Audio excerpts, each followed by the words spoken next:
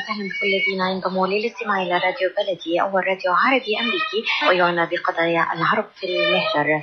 برامجنا في راديو بلدي كل يوم جمعة من 8 وحتى 9 صباحا في بث حي ومباشر عبر WNZK راديو 690 AM. صباح الخير بلدي، صباح الخير لكل مستمعينا. Welcome to Radio Baladi, the first Arab, Middle Eastern, and American simulcast radio show. Radio Baladi is broadcast every Friday morning on WNZK 690 AM from 8 until 9 Eastern Time on Good Morning Michigan. Our call-in number 248-557-3300. And now, stay tuned for the best radio talk show on Arab and American issues.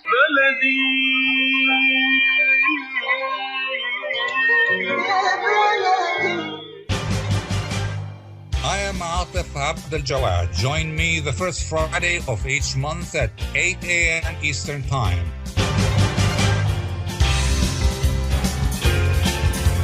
I will be discussing some of the most important issues and events in the Middle East live on America's Voice of the Arabs.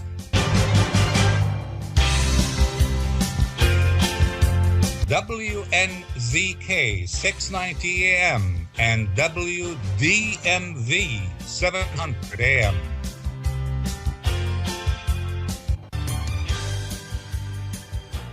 Good morning. When it comes to gun violence in America, the question is, why is it only America in the entire world? American school kids get killed by teenagers. 18-year-olds are not allowed to buy beer, but they can legally buy guns and assault weapons, at least in some states. Not only guns, but as I said, assault weapons. Some blame mental illness, others blame the gun lobby and the Congress, but nobody seems to blame the Second Amendment that dates back to the 18th century. So what is the root problem and how to resolve it? To answer that question and other questions in the program, we have a group of distinguished experts and guests. We have Professor Roxanne Dunbar-Ortiz, a historian and author of several books on the subject and other subjects. We have Mr. Hanania from Chicago, an award-winning journalist and correspondent of Arab News. We have Mr. Imad Hamad, Executive Director of the American Human Rights Council in Michigan. And we just might be joined later in the program by Dr. Abdalmajid Katranji, who's a board member of Engage Action USA. Before we start our discussion, I just want to point out that we are coming to you not just on radio, but also in video on Facebook. Go to Facebook, go to US Arab Radio, and watch us on video on Zoom. My first question goes to everybody. And please, I want the answer initially to be a headline kind of response. We don't want to get into the details because we are going to discuss the details later on. So the question is, what is the root problem? And let's start with Professor Ortiz. The root problem is the Second Amendment. It means what it says, and it's a part of the Constitution that created the United States as a fiscal military state, state made for war. And that war was also settler colonialism, war against the native people. Okay, Hanania. Well, the root problem, I think, is the focus is on preventing law-abiding people from having guns, and we can't control the criminals. I also believe that there needs to be more parental responsibility for some of these young kids that are involved in these mass shooting. Nobody is monitoring them the way they should be. Mr. Hamad, Imad Hamad. Well, I believe that the issue here partially is the Second Amendment. I don't see it the whole issue or the whole challenge.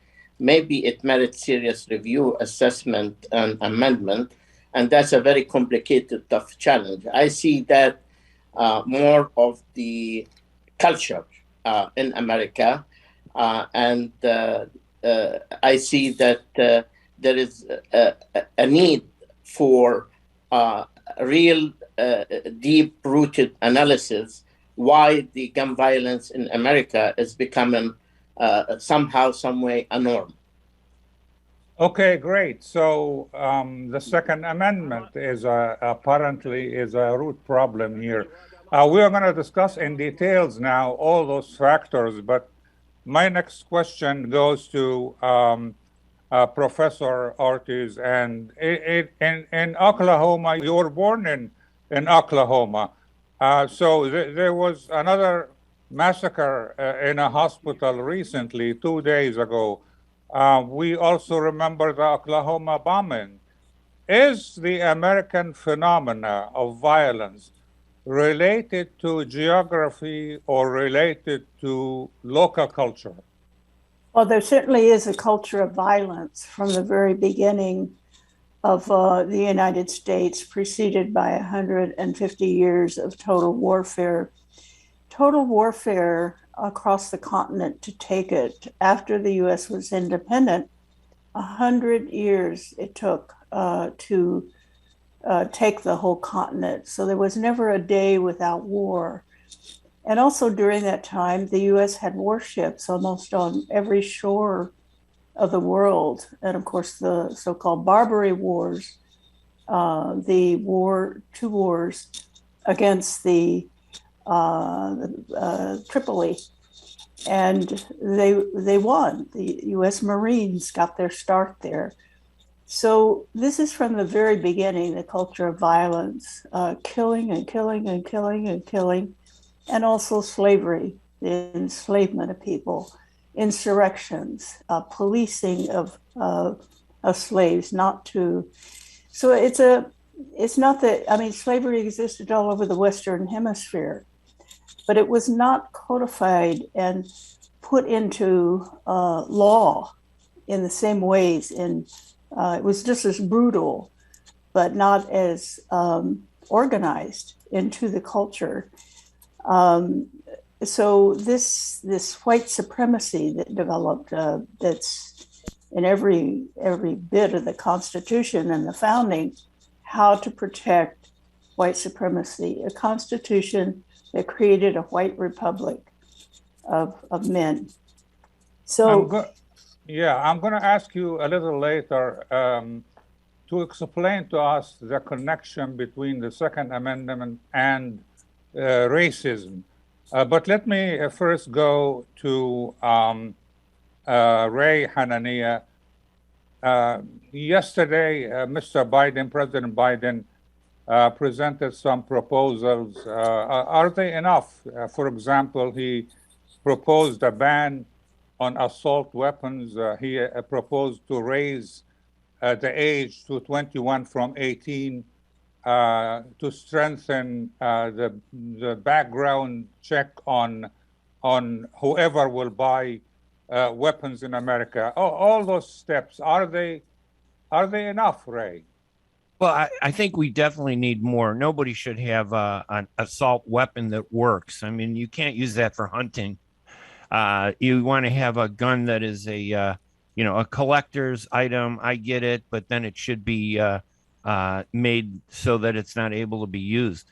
But I really think the real problem is that we don't approach this gun violence from the solution aspect. We approach it from the political aspect. So we have the right defending gun use, and we have the left attacking, the ability of guns. It becomes a political debate. And to me, I think it's wrong. And that's no disrespect to any of our guests, who are talking here, whatever their positions are. But I think on the national level, we're not really dealing with the real problem. And I think one of the biggest problems, honestly, is, you look at a city like Chicago, has the fourth toughest gun laws. And I live out here after New York, Philadelphia, and Boston, or Baltimore. And they had 10 people killed over the weekend and 120 were shot, and nobody seems to care. But if a guy walks into a school and kills 10 people and injures 120, then it becomes a big story. So there seems to be a political aspect driven by the news media, I think, in terms of how we cover this issue. And we're not really getting to the root causes. But both sides, I think, have legitimate grievances. And some of those changes on both sides need to be implemented. Mr. Hamad, we often hear about the NRA. Now, I haven't heard anybody yet talking about the NRA, National Rifle Association, and its role in keeping the status quo. Do you believe the NRA shares the blame, and why? Well, first, we have to keep in mind that the issue here should not be a political debate. It should not be a political party platform, Democrats versus Republican. It's all about lives and the precious lives and saving lives. This is an issue, a threat facing the American society at large. We live at a time now that these random mass shootings and gun violence became a norm, like on a daily basis, and it become like more of a normal, regular news item. This is why I see one gateway toward a real solution is when we put the political debate aside and focus on saving lives. The NRA is known to be one of the biggest lobbyists, most powerful lobby. Yes, it's part of the problem and it's part of the solution. We have to have more of a holistic, comprehensive approach to that. All are part of the problem and all are part of the solution. Now, we know that the weapon industry, the gun industry in America is one of the most money-making, and it's very powerful. So it's like drugs. It's like any other challenge facing this nation. It's the debate between what's legal, what's illegal. It's the mindset of people. It's the culture. It's the knowledge. It's the common challenge. I think now, very often, when we talk about gun violence, we used to believe that it's a law enforcement issue and it's a law enforcement responsibility. I think nowadays, facing and confronting and combating the gun violence and its growth and its spread, where no place is immune anymore, is a common responsibility between the government at large, particularly law enforcement from one side, and people. There is no other solution to it. There is a need that we need to focus on how we be creative in order to face this common challenge, because, as I said, no place is immune and no place can be an exception. And I fear that as we move forward, we become numb to it and we accept it as another news item. What President Biden presented are good step in the right direction, but they are not enough. For example, when you talk about money laundering in America, you have a system that track financial transactions and create a flag system, etc.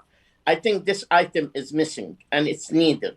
Plus, we all know that the Constitution, the Second Amendment is one part, but when we come to the states, to the 50 states around, each state have its own different gun laws and regulations. And that's a key challenge of the issue as well. Okay, we're going to discuss at one point the role of the different states, 50 states with different sets of rules and laws. But let me first go to a brief short break. And when we come back, I'm going to ask Professor Ortiz to talk about history, the connection between the Second Amendment and racism. When we come back.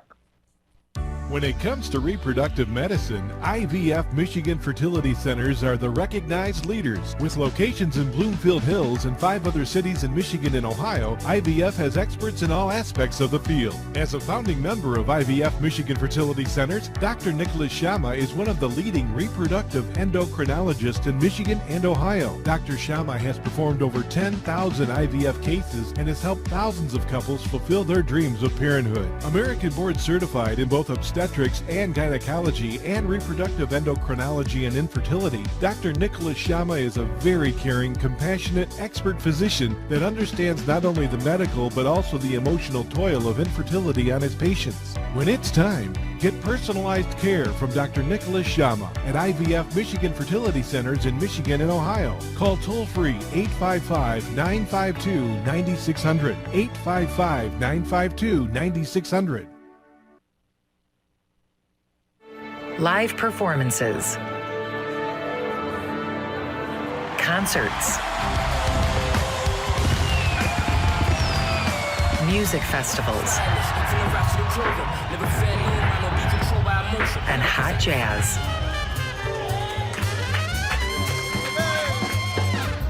Moments like these are made possible by the COVID-19 vaccine. So let's work together to continue to be safe and protect each other. Keep those concerts going. Keep the togetherness going by keeping yourself protected and your COVID-19 vaccines up to date.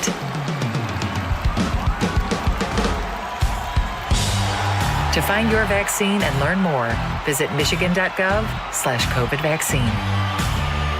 A message from the Michigan Department of Health and Human Services.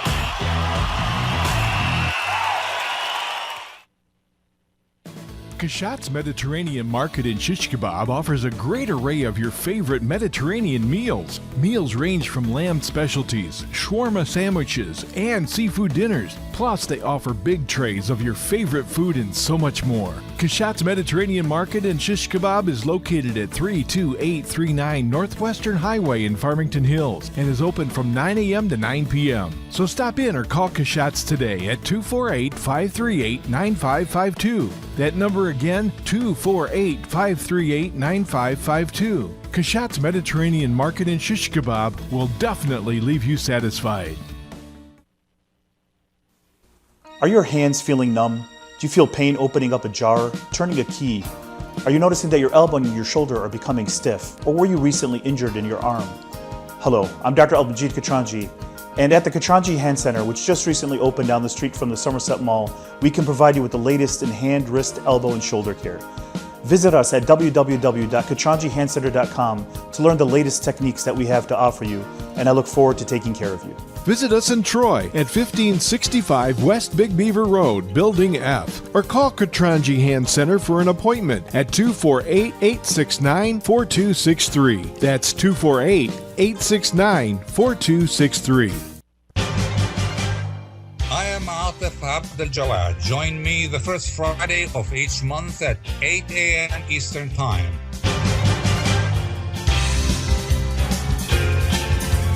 I will be discussing some of the most important issues and events in the Middle East live on America's Voice of the Arabs.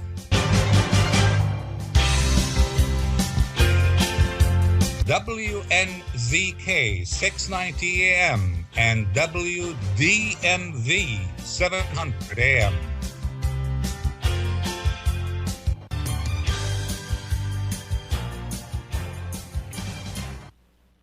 Welcome back to Radio Baladi. We are discussing gun violence in the U.S. and why the U.S. seems to be the only country, nation in the world with such pervasive violence. Let me go now to Professor Ortiz. We know that policing in the U.S.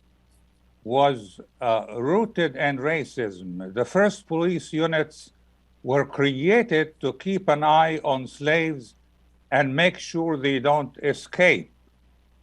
But in one of your books, I believe, you go further, and you just in this show a minute ago, you blamed the Second Amendment. So you write that the Second Amendment itself is rooted in racism. Explain to us and take your time.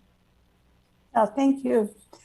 I would mention that there are 400 million firearms in civilian hands in the United States, but only a third of the population, which is almost 400 million, own even one single gun. So we have to keep that balance in mind. It's 1/3. And the average gun owner owns nine weapons, which means those who own only one, there are many that own up 40, 50. In Oklahoma, rural Oklahoma, where I come from, it's nothing for someone to collect 40, 50 high-powered weapons. So that's one thing. But to go back in the writing of the Second Amendment, there's very little controversy over it in the discussions.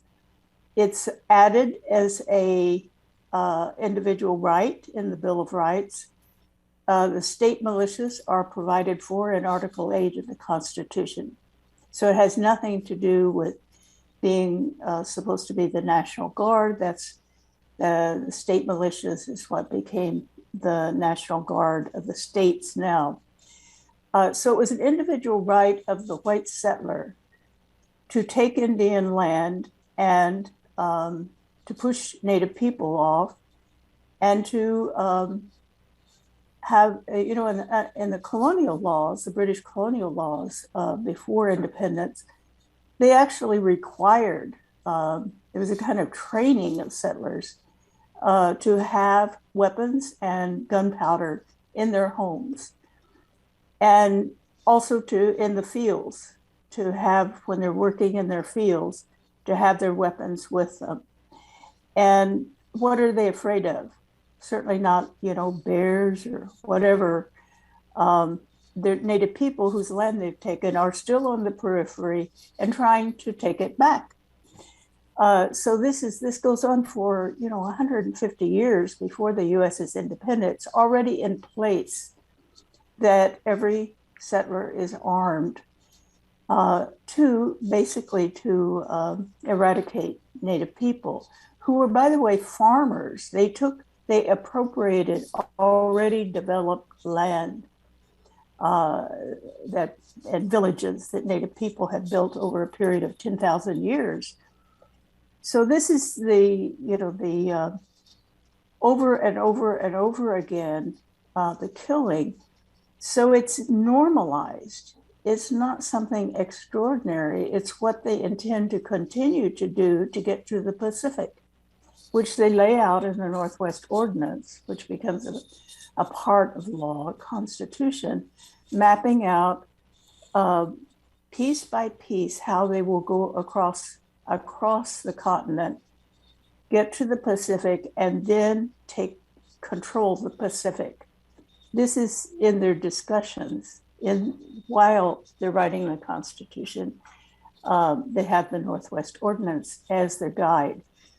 So this is the white supremacy is so built into that, it's not even a discussion.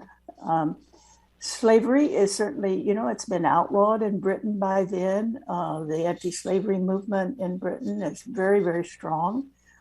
And the transatlantic slave trade has been criminalized, not that it doesn't still take place, but it's illegal. And so they have to work around that somehow to maintain slavery. So they don't actually talk about it very much. But slave patrols already existed. They were carved out of these militias to kill Indians in the colonies. There are settlers who are actually required at first, to do this service. And then it becomes their right because they get land for it. They get a reward. It was harder to get them, the settlers without land or with very little land.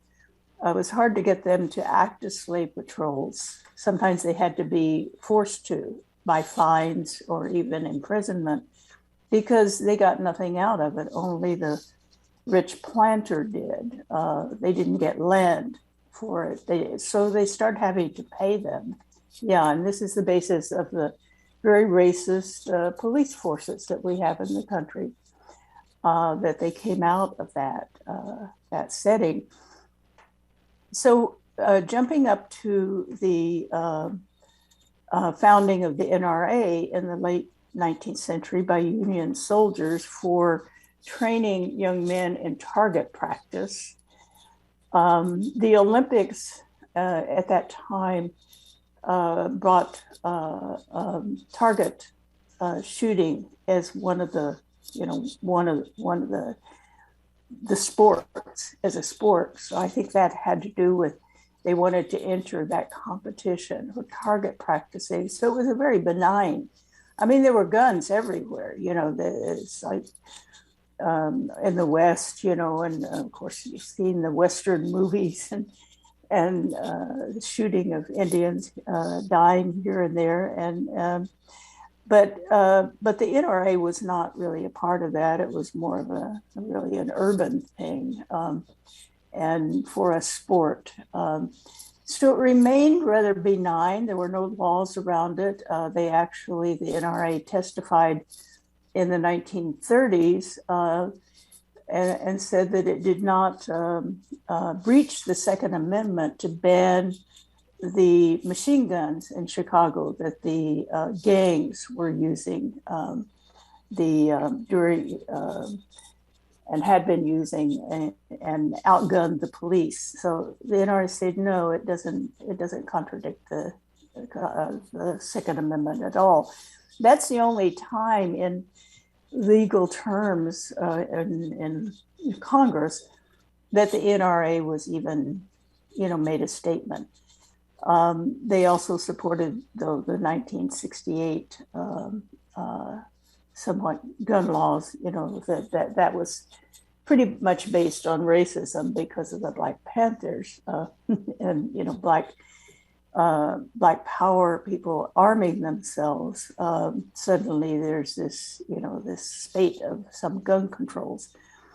So that something happened, this backlash to the civil rights movement and Black power, Red Power, Chicanos, these uprisings, that the NRA was taken over by an organization called the Second Amendment Foundation, who were openly white supremacists.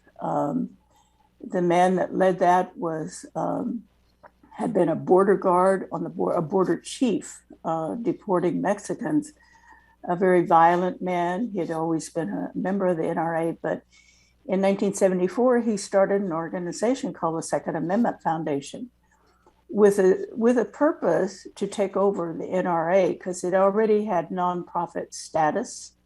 It was a nonprofit corporation. So it had very lax laws, and he was, white supremacist enough blatantly that it probably couldn't have gotten a nonprofit status for his organization. And that's when the Second Amendment became they literally went and took over the leadership of the NRA in 1977 and the Cincinnati meeting. And since then, they've been what I call the Church of the Second Amendment. They have it emblazoned on outside their headquarters in Virginia. It's their single issue is that the Second Amendment means that every person can be armed. Of course, they got very close and intricate with the already booming arms industry. And this, drives a lot of it, but money isn't really the main factor. It's ideology, because they are ideological white nationalists. They think this should be a country controlled by descendants of the original settlers, not even descendants of immigrants. A citizen. So it's very extreme. It's more serious. And I think we focus on these mass shootings were horrible and tragic, but that's only 1% of the gun deaths the use of guns. And there are no more gun deaths in the civilian population than there are deaths in, accidents, auto accidents, about the same number. But I think that you have to look at this culture of violence that was built that's also economically based. It's not only the small arms. The United States also exports 50% of the small arms in the world to other countries. 50%, and US is 5% of the world's population. So they, making war, creating wars like in Africa and all, and stimulating and arming different groups has spread this, spread the proliferation of small arms everywhere, but only in the United States. Professor, nobody really knows much about the history and that connection. Thank you for explaining to us.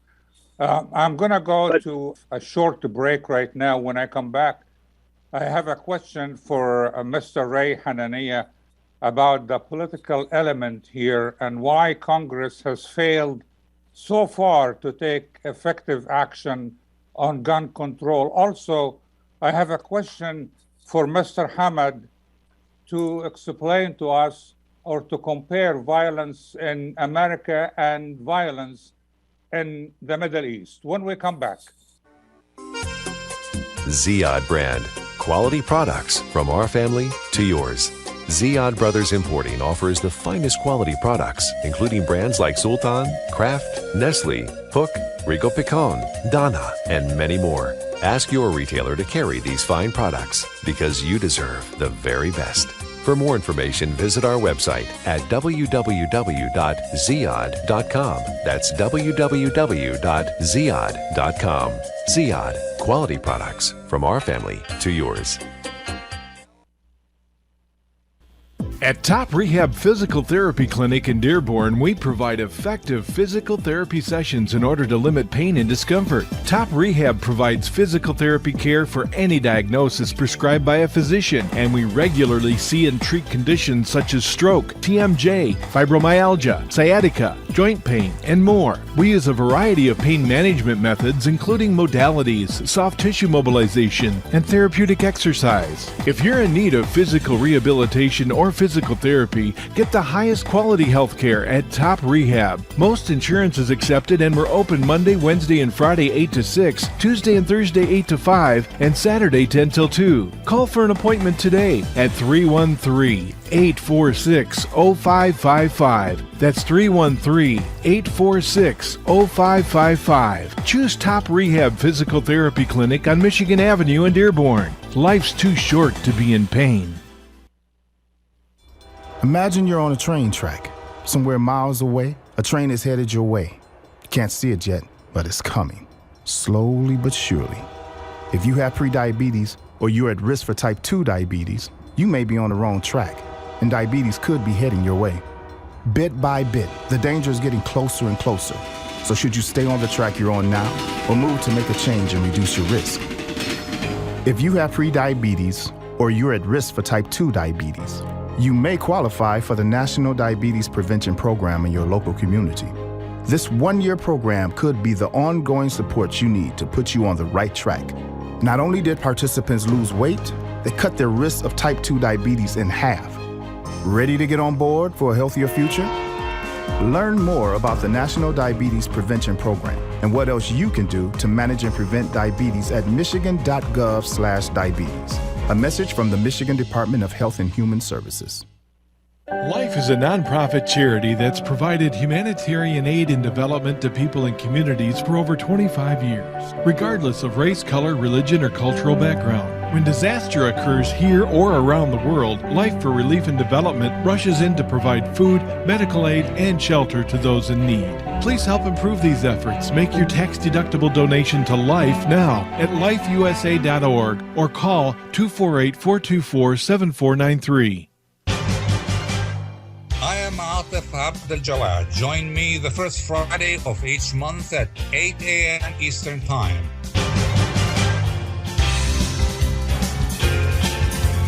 I will be discussing some of the most important issues and events in the Middle East live on America's Voice of the Arabs.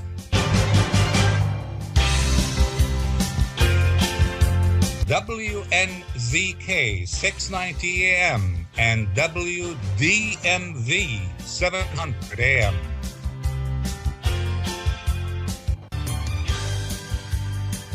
Back to our discussion on Radio Baladi. We are talking about violence, gun violence in America. And I want to acknowledge that we were joined by Dr. Abdalmajid Katranji, who is a board member of Engage Action USA and who is also a political analyst.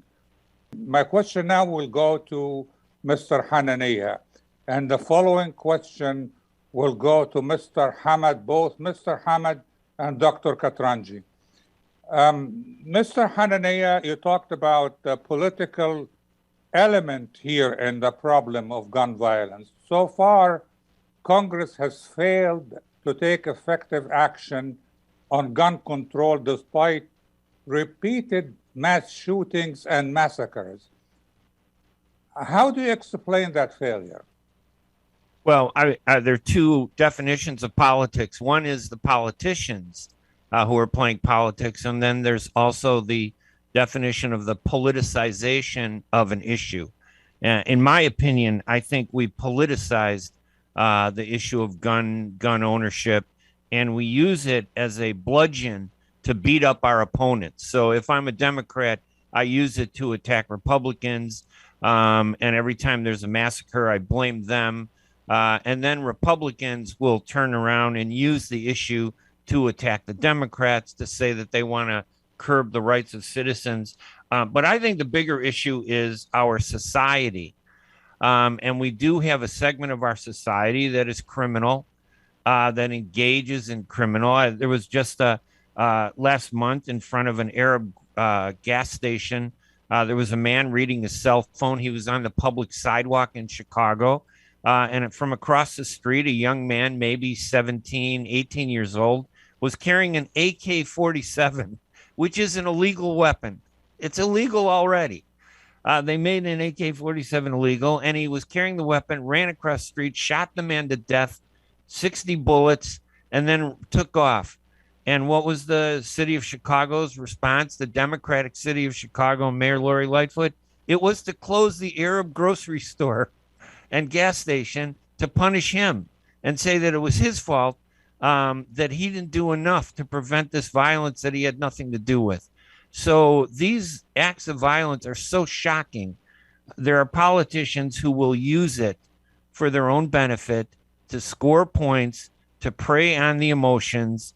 And I think that we are not, as a society, addressing the real factors that need to be addressed. It's not gun laws, and they should be changed, but that's not the only problem. The problem is we have young people that have no parents. We have young people that have access to weapons that are criminals that don't follow the law. And no matter how many laws you make, if a person doesn't follow the law, we're going to see crime. And I think that's a big part of the problem that's not addressed. It's not popular.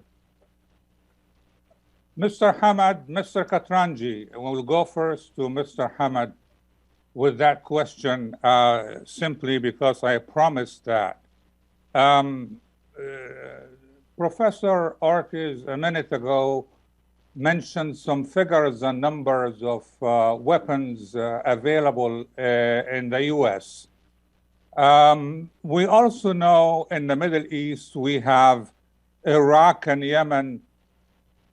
It's said that people carry as many guns as the number of their population. I don't know how accurate that is, but how do you compare the two situations, Mr. Hamad?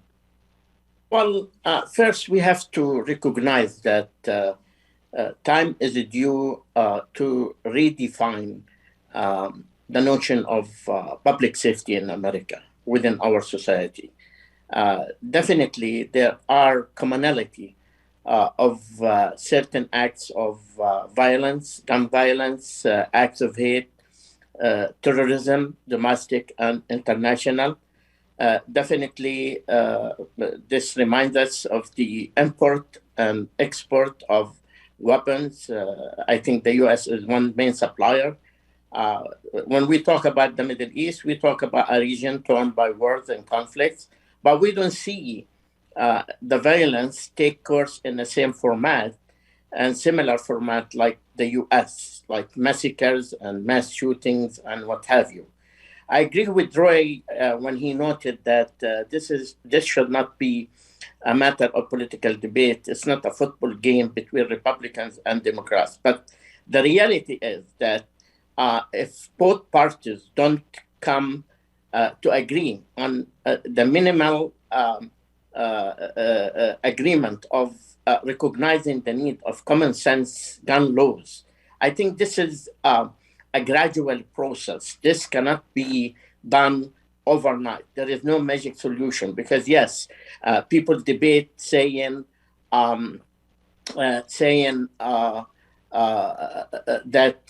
it's not the gun, it's the person. It's the mindset of the person. Yes, I agree with that to a certain extent. Many people try to pose this as a mental health issue, solely a mental health issue. Mental health is one component of it. Not all people who suffer from mental health disorder are violent people. So there are many factors to it. Plus, keeping in mind, even in the Middle East region, there are societies, let's say Yemen, Syria, Lebanon, they have tons of weapons, even double or triple their population. But still, we don't see what we see here. There's a commonality and a difference at the same time. I think we reach an era where time is overdue for common sense gun laws. That's the basic entry gateway toward a real solution. I don't think the journey here is going to be easy as long as it kept to be a political issue and a political debate, and who wants to score more political gains than the other. It's a matter of political interests and political agendas. Dr. Abdalmajid Katranji, the same question. How do you compare violence in the Middle East to that in America? So I would tell you that I believe firmly that the dynamics of violence that's going on that we see in the past 20 years is very different than the dynamics of violence from 100 years previously. And the fundamental issue there is that social media has become a tremendous phenomenon. We actually, in my opinion, are now seeing the challenges of both the First Amendment and the Second Amendment. I'm a proud NRA member. I'm a lifetime NRA member. I don't agree with several of the NRA policies from some of the leadership. I do recognize and agree with some of what Professor Ortiz said, but I also point out that the NRA in of itself saw that there was a point in which the Second Amendment got so suppressed, so many bans that became issued with guns used as the excuse, as the vehicle to then issue laws that would otherwise suppress citizen rights. I would also remind people that many of my friends that are African American carry concealed weapons all the time because they carry weapons to protect themselves. Why? Because they're afraid of tyranny. They face a reality that they experience violence in their neighborhoods, not only just from gang violence, but from other factors in which now they find ways to defend themselves. There's a psychology, though, in social media, and COVID, I think, has exacerbated and magnified that issue, is that people are becoming more and more isolated, less and less social. You're far more likely to interact with people unseen and unknown in these massive chat groups to discuss issues that can potentially frustrate you, radicalize you, make you more intense. And some of these extremist movements and these terrorist movements, such as the white nationalist movements and some of their components, can be seen in this social media space. The problem there then is you get this disconnection from reality. You start feeling like, okay, I can now go punish outward. If you actually take statistics of violent crime, remove gun violence, but just say violent crime, you'll actually find several countries in Europe that are every bit as violent as the United States. You'll find neighborhoods in Spain, neighborhoods in Scotland, neighborhoods in London, in England, in which knifing, chemical attacks, other forms of violent expression are used because they don't have guns. So while we do agree that guns is a tool, a vehicle for a lot of the violence that we see, it's not in of itself the manifest issue. I personally believe that there should be a waiting period.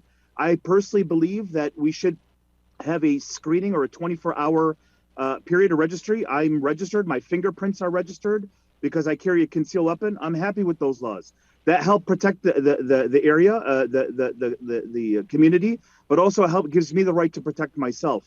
So I think there is a debate. By the way, as many Democrats as Republicans believe in protecting gun rights. So there's this kind of mythology. It's actually the progressive movement versus some of the neoconservative movement in which a lot of this debate is resting.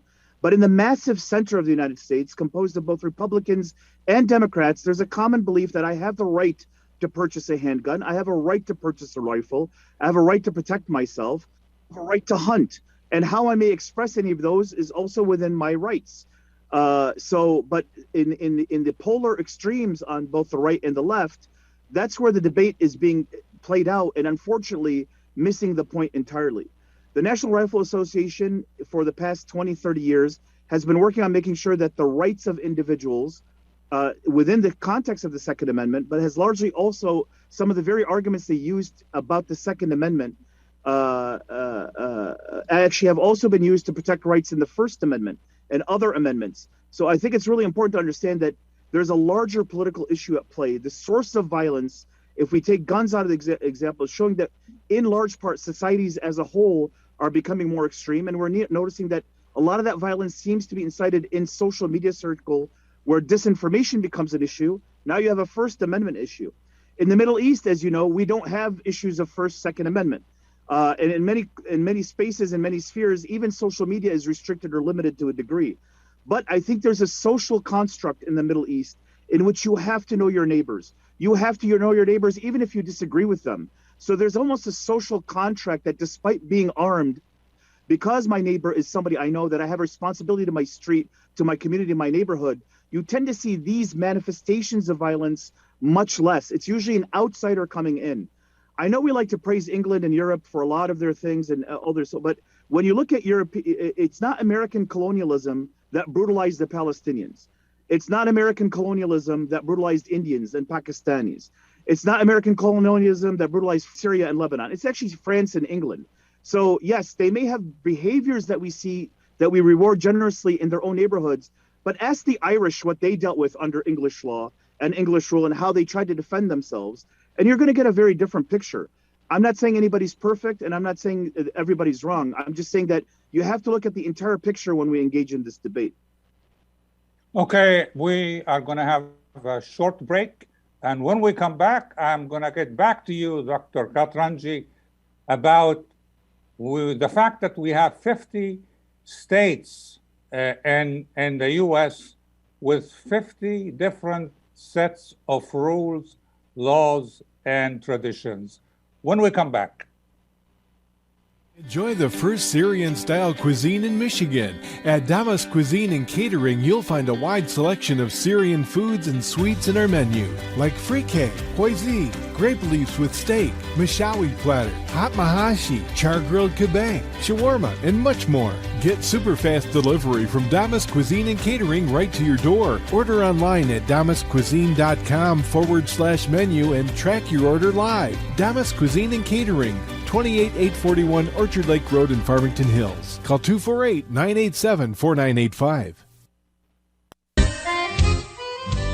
Are you going to start a restaurant or grocery store soon? Do you need floor plans and designs? Call Naji Abood at 734-744-9796. Do you want to buy kitchen and restaurant equipment at discount prices?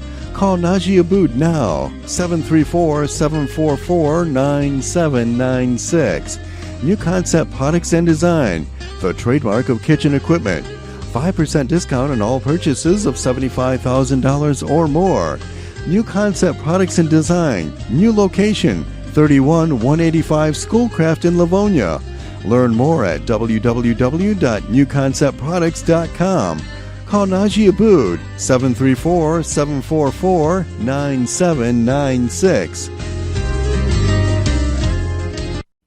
Get ready for an amazing experience at Ishtar Restaurant on 15 Mile Road in Sterling Heights. Enjoy excellent hospitality from owners Ali Al-Baghdadi and Fatty Bottom, serving the best in Mediterranean food. Try Chef Ali Al-Baghdadi's famous shawarma, the best Iraqi grills and food, and the best Arabic and international dishes. Dine in our authentic atmosphere or take out. Call 586-698-2585 or check us out on Facebook. Ishtar Restaurant practices all CDC guidelines and is open every day 11 a.m. to 10 p.m. Have an amazing experience today at Ishtar Restaurant, 3625 15 Mile Road, Sterling Heights.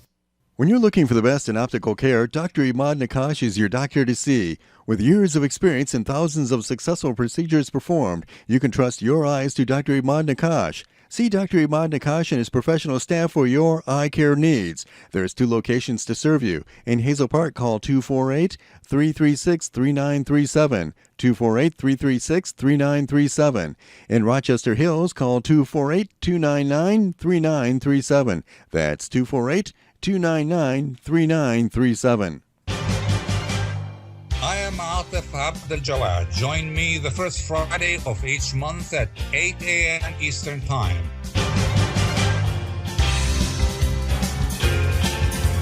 I will be discussing some of the most important issues and events in the Middle East live on America's Voice of the Arabs.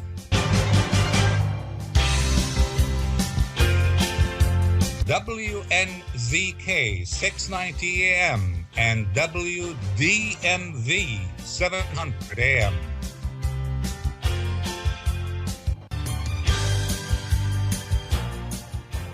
Welcome back to our discussion on Radio Baladi. We are talking about gun violence in the USA, and my question now goes to Dr. Abdalmajid Katranji, since he joined us a little late.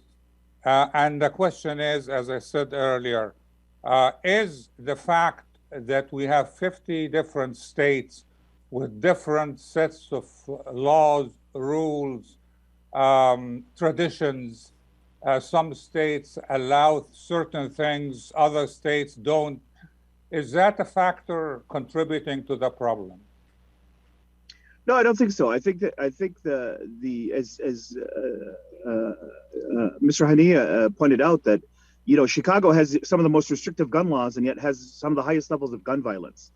So I don't think the different state rules are, you know, that's the United States. We're essentially 50 little countries that are all aligned into one big federation. So I think that's one of the strengths of the United States and its federated system. So I personally don't believe that that's a contributing factor to the conflict. I think that there are deeper issues in terms of a social perspective, social relationships, social dynamics that are playing a role into this. Now, there may be vulnerabilities in which a person can be in one state, access a weapon, and then go to another state and then perform actions. But a large part, we haven't been able to find any proof positive that that in of itself is a causative factor or source for the gun violence we're seeing across the country. Look, we found a gentleman who shot the 4 people at the hospital in Tulsa, Oklahoma. His issue was, I'm going to get revenge on the doctor and kill him because I have back pain because his surgery didn't work. And he just had surgery. I mean, as I'm a surgeon myself, I always remind my patients, it can take up to 3 months before you recover from the surgery. But look, within 2 weeks, we have a doctor and his staff dead because a person believed otherwise. So there's a deeper root here that can go on. And there have been several doctors that have been killed by knifings and bombings and fire bombings, as well as gun violence. So we have to look at why people are beginning to behave in the fashion that they do. Okay, Professor Ortiz, the Supreme Court ruled in 1986 that folks can keep guns at home for protection, for their protection, but not carry them on the streets. Yet many states allow guns in the streets and also in cars. So there is that disconnect. How and why can't we conform to one set of rules? Yeah, I think the federalism is more important because each state is a unit in itself, but there's interstate commerce, and that there's also the Constitution. And the source of what is constitutional and what is not, is the US Supreme Court. So any law that is made in any state can be overthrown by the Supreme Court. And so that is what has been happening ever since, the 1980s, that the Supreme Court has gotten more and more, in favor of total freedom of guns. So I don't expect that to change, because with the three justices appointed by Trump, and these are lifetime appointments, that there is going to be really no restrictions on the states, that any law, like we have this banning of AR-15s in California, that's a state law. It's in court now. It's in the Supreme Court. It's going to be overthrown. So the states really do not have the right anymore to have gun laws. And then there are guns that are brought into the state, which is not illegal in California to bring guns, and you don't have to register a gun when you bring it in. The boundaries of states are completely porous, and unless you're carrying around some like heroin or fentanyl or something that is banned, you're not doing anything illegal carrying guns across state boundaries. So federalism is important for state autonomy, but when it comes to something as I would say cultish as gun culture, that is considered a right, all around the world. Of course, there are people carrying guns, people shooting each other, people knifing each other, violence. That's, and probably in human history. Okay, Professor, we are running out of time, okay. But thank you very much, Professor Roxanne Dunbar-Ortiz. I also extend my thanks to Mr. Ray Hanania and Mr. Imad Hamad and Dr. Abdalmajid Katranji, and for our viewers, I will see you again first Friday next month. Have a good weekend.